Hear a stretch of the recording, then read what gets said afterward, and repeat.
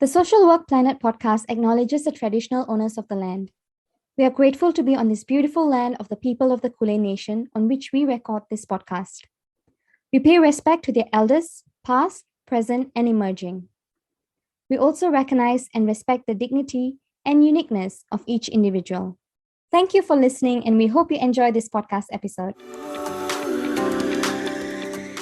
Hey everyone, welcome to the third episode of the Social Work Planet podcast. I'm Veronica Charles. Today, Erica and I are so delighted to have social worker Amy Yuen with us. Amy is currently a case manager in the aged care and homelessness sector. She also owns a private practice company. Welcome to our podcast, Amy. How are you today? Oh, very good. Thank you, for your invitation. It's our pleasure to have you today. We are also very excited to hear about your social work journey. Would you like to firstly share a bit about yourself and how did you become a social worker?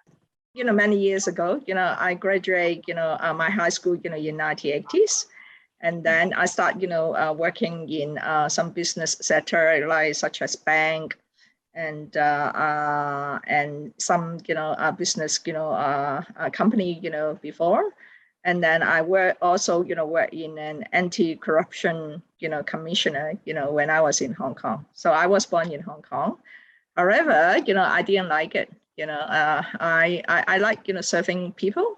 Yeah. So that's why, in 1985, I got a job in social welfare department, of Hong Kong government. And so I started my social work career, in social security, field units.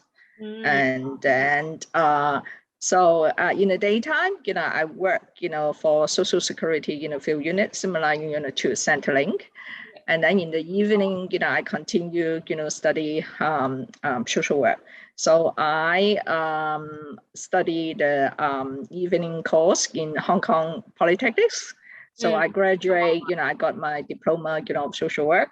And then, later on, after my graduation, I transfer, my post, from social security, field unit, to the social work sector, within the department, within the social welfare, department. So my job, I was placed, in the girls' remand home. So working, for the young probationer. And then a few years later on, I was given a chance. I got I was approved, for the study leave, from the Hong Kong government. So I came to Australia, to continue, my study, at Monash University, social work. So I finished, my bachelor, degree after 2 years. And then, after that, I resumed duty, in social welfare department. And I was posted, to work in the family services center. So I worked for community center, before, and also, social family, services center. And so my placement, I did my placement in Monash Medical Center, and also, the child protection in Box Hill, in 1993, I think 1993 and 1992 and 1993. Yeah. And then, so in 2003, and the outbreak of SARS, happened in Hong Kong. Yeah. So which was happened, in my catchment area by that time. So I remember, someone, from the Elmore Garden, the resident, and came to see me. And she was very, very fearful and anxious, for the fear, of the pandemic.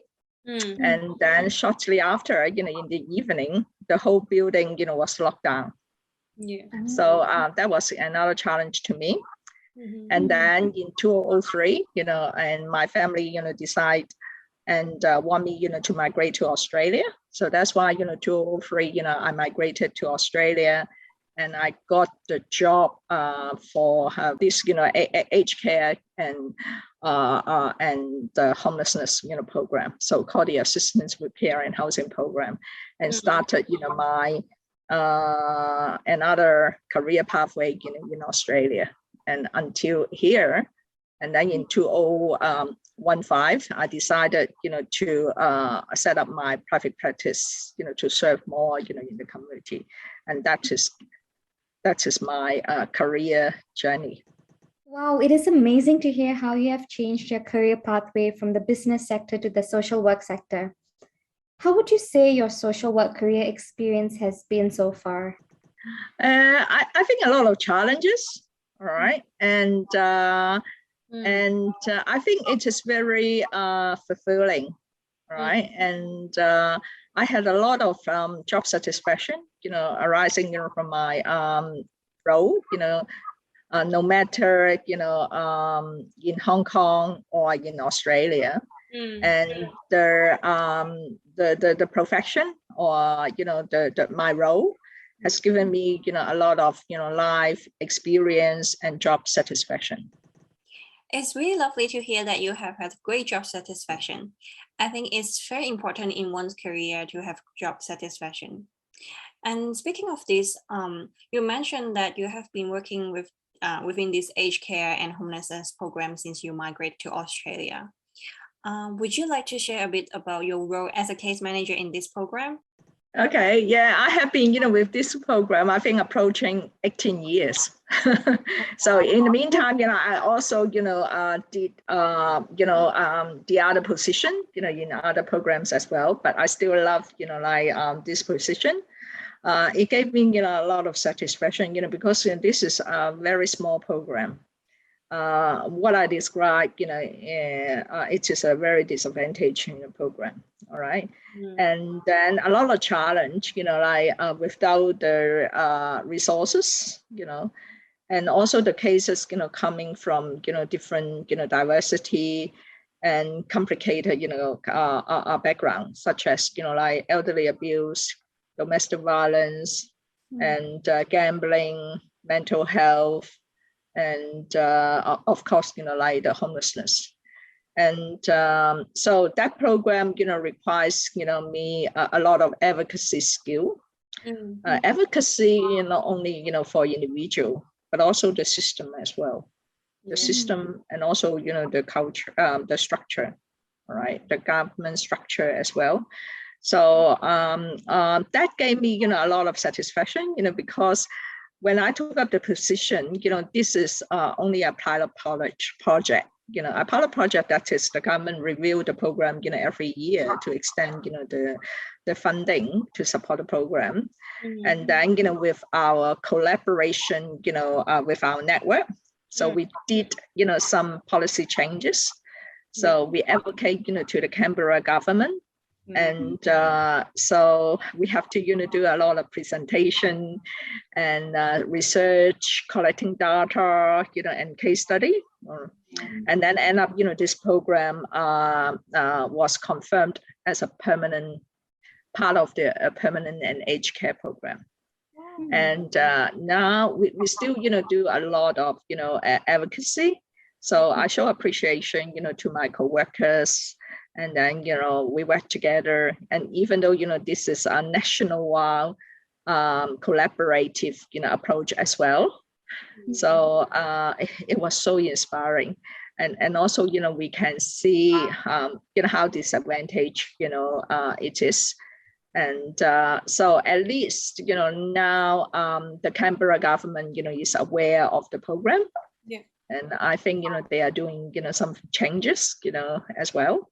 And we don't know, what's the changes about, but at least, my coworkers, and then, we show appreciation, to everyone, and, how a lot of efforts and how they, provide support, to the contribution, and also, how to support the program to grow.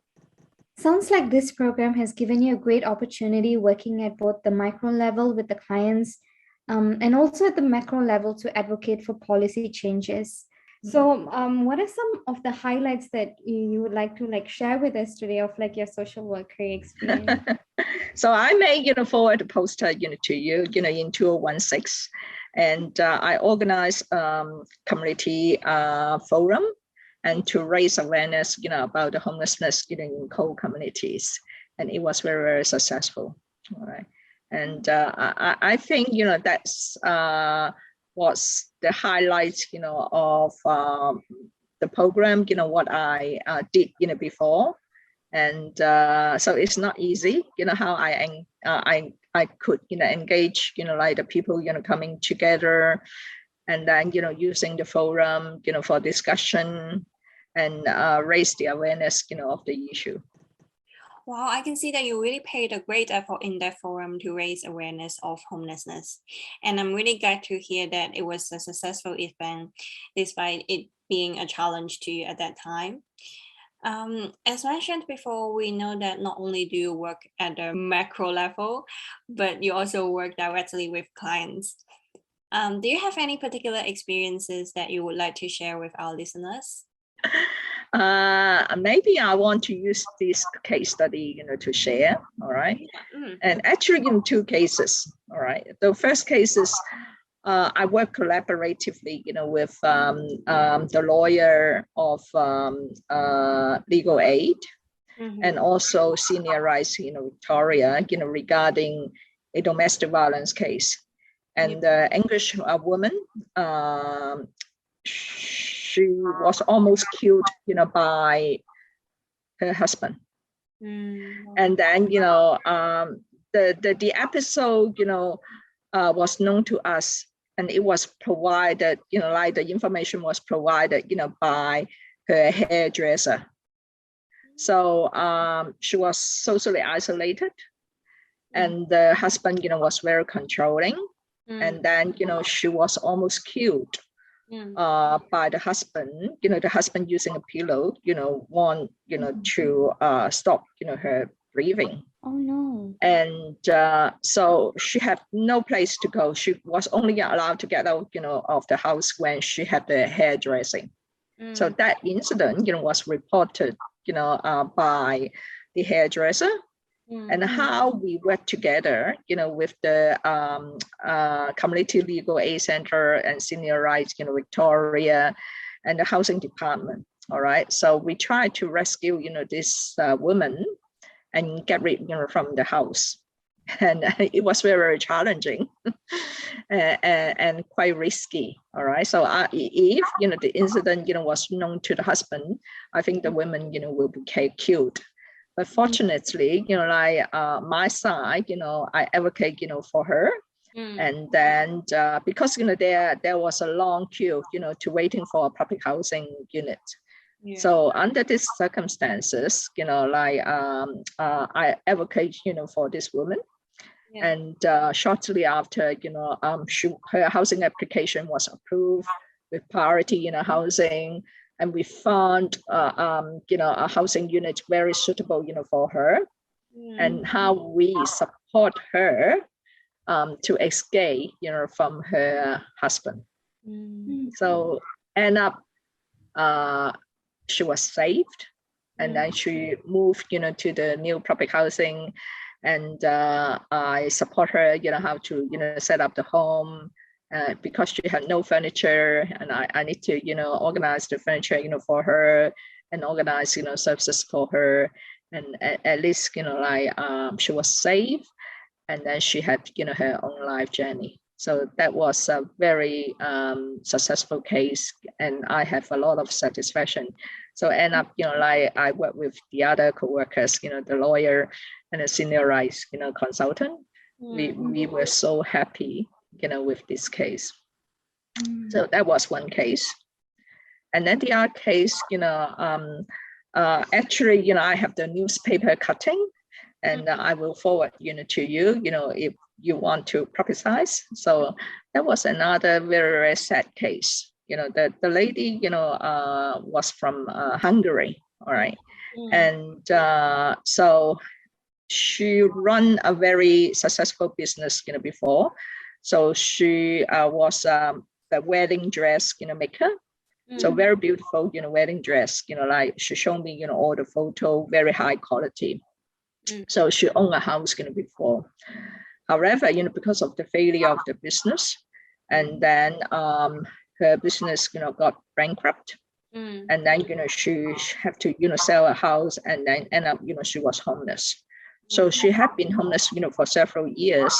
So when she was known to me, she suffered from severe depression. Okay. And so I also, did a lot of advocacy, for her, and then, found a beautiful home, for her. And she was well supported. She was socially isolated. She had no family, in Australia, and a very lonely, person. She only, have a dog. And so that's, her companion. So once when I placed her, to a suitable homes, and the neighbors support her, and her quality of life, was improving. She wanted to continue her business. However, there was no opportunity, for her to develop. And shortly after, she suffered from cancer. And I think, she suffered from ovarian cancer. And but we try to organize services, to support her. So she died she came to see me at the age of 56, and she died at the age of 62. So I view this case, was tragedy, and but at least for the last few years, she got more stable accommodation, and she has support from the neighbors to break her loneliness, and she died in peace. So actually, she came to see me, almost every year after, she moved into the new home, and she baked, some very beautiful cake, for me. And so that case, actually, it was that case inspired me to set up the private practice. So I found, why, she have a lot of talent. She was a very intelligent, woman, and she settled, everything. But she wanted to redevelop, her business again, but there was no opportunity, for her, to develop. So that's why, I found, actually a lot of people, if they have, some sense of purpose, or something, to do, in her life journey. And then, their life, should be more fulfilling, rather than, just a few years, because of the illness, and then, she passed away. Thank you so much for sharing your valuable experience working with clients. And as a social worker, you have supported them well. And I can hear that these are two heavy cases. And as someone who's a new graduate, something I ask myself is, how do I cope with some heavy cases that I might face? So may I know, in your role as a social worker, how did you manage and cope with the challenges that you faced? So I think when we study social work, all right, so we need to learn the 7 principles. So one of the 7 principles is to control your emotional involvement. So that means we have to control our involvement, because, in a social work, area, you will see a lot of family tragedy, or, the people, the current sadness. So don't take this negative thing or sadness to your personal life. You need to separate it. So that's why, we have the professional boundary. So we have compassion. However, we need to be aware of the compassionate fatigue. Okay, so we need to set up, our own boundary. So we need to look after ourselves well before we can look after the others in the community. Yeah, that's very, very true, Amy. As social workers, we might encounter different cases and emotionally heightened clients on a day-to-day basis. I do believe it's very important for us to maintain professional boundaries to prevent burnout. Yes, I experienced burnout. Yeah, and I was involved in a homelessness project in 2017. And so, my team, particularly, my supervisor, was not aware or understandable about my situation, because, she came from a business background. She had no knowledge or lacking, experience in human services. So she took up the management role because, like she had that business and management background, but she didn't have, like social work or any, human services, qualification, or, knowledge, before. So that's why, she only, stood, from the management, point of view. And that, caused a lot of barriers, on me. And then I experienced burnout. And then, when I was aware of that, and then I request, to have the stress leave immediately. And then, I went, to Brisbane, and to by that time, I say, I have to, treat myself well. So I joined a healthy living, retreat, for one week. And it was a very luxurious one. But I find, it was worth, it cost me $5,000, for 5,000, Aussie dollar, for the retreat. But I find it was worth, like I need to treat myself well. All right. So after that, I'm recharging, myself. And then circumstances changes. So after, I come back, to the retreat. And this manager, this lady resigned, she left. So circumstances changes again. Wow. And I think the most important part also for me, I think, is just recognizing the fact that, that you're reaching your point of like burnout, and just recognizing that you're feeling those emotions. I think it's very important, so that we realize, okay, it's time. Maybe our boundaries are not set enough, like strong enough.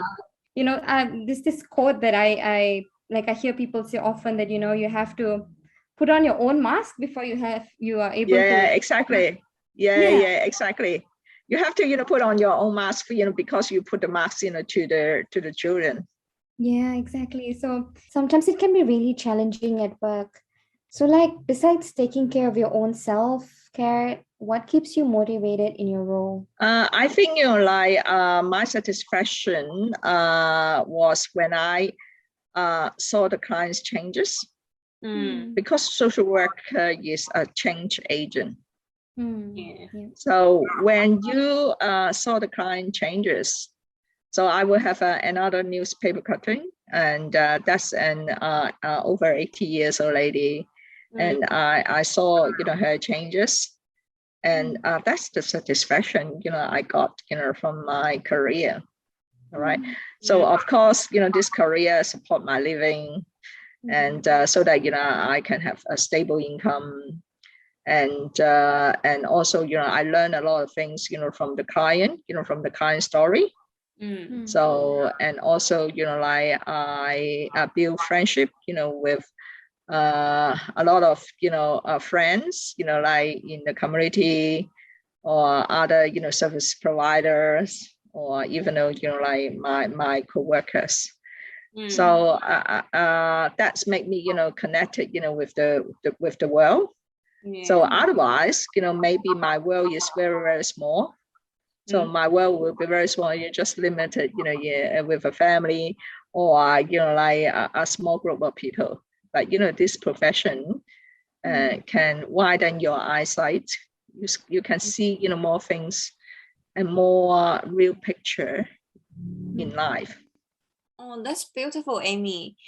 I can really see that being a social worker really brings you a lot of satisfaction and purpose in life as well. Yeah.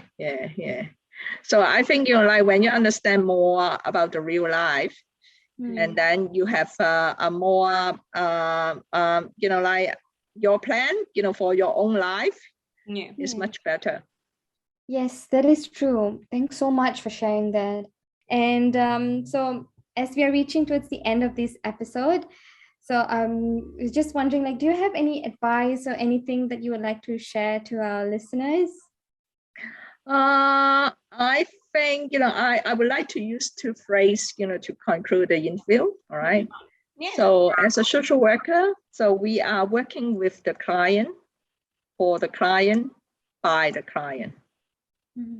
We should not be structuralized. We should advocate changes in the structure in accordance with social justice. That's really on point, Amy. I really like those phases. And it was really great chatting with you today. And I really enjoyed our conversation and learned a lot from your sharing.